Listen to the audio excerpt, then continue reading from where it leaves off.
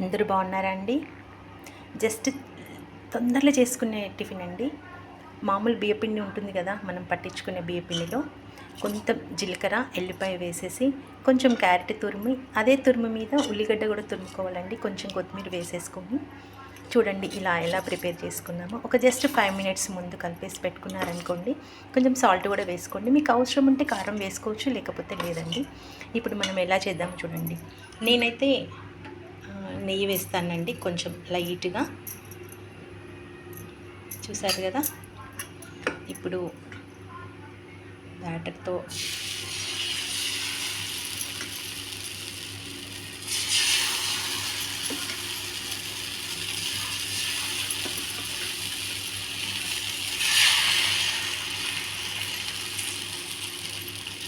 అంతేనండి, పైన పెట్టేద్దాం.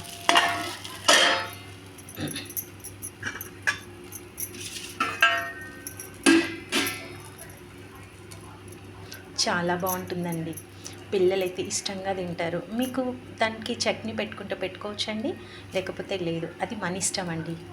చూడండి, మీరు ఒకసారి చేసి చూడండి, మీకు అర్థమవుతుంది ఎంత బాగుంటుందండి. అసలు మన ఇంట్లో కామన్గా బియ్యపిండి ఉంటుంది కదండి, చూసారా?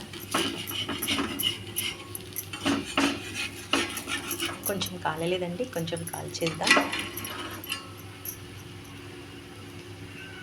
చూడడానికి కూడా కలర్ఫుల్గా కనిపిస్తుంది కదండి.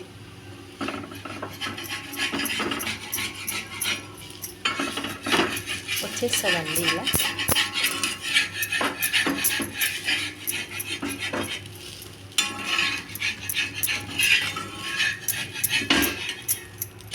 అంతే సింపుల్. చూసారా ఎంత అసలు, మీరు ఒకసారి చేస్తే మీకు అర్థమైపోతుందండి, ఎంత బాగుంటుంది తెలుసా. అవలీలుగా చేసేసుకోవచ్చు. కాకపోతే ఏంటంటే ఒక చిన్న దీంట్లో టెక్నిక్ ఉంటుందండి. మనం చపాతీలు చేసే పెనం ఉంటుంది చూడండి, అది మామూలుగా కడిగేసి పెట్టేసుకోవాలండి. మనము ఇది దోసల పెనం మీద వేసుకుంటే నాన్ స్టిక్ ఉంటే వేసుకోవచ్చు అండి, కానీ నాన్ స్టిక్ అవాయిడ్ చేయండి.